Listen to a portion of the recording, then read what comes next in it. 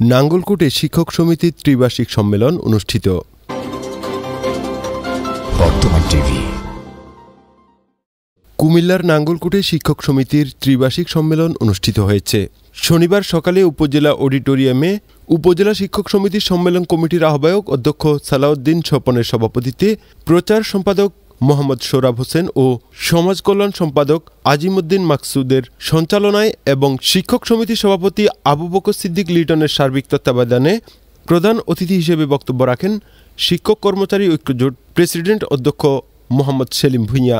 বিশেষ অতিথি হিসেবে বক্তব্য রাখেন শিক্ষক সমিতির মহাসচিব মোহাম্মদ জাকির হোসেন, প্রেসিডিয়াম সদস্য আব্দুর রাজ্জাক, কুমিল্লা জেলা শিক্ষক সমিতির ভারপ্রাপ্ত সভাপতি বিল্লাল হোসেন মিয়াজি, নাঙ্গলকোট উপজেলা শিক্ষক সমিতির ভারপ্রাপ্ত সভাপতি সাইদুল হক প্রমুখ।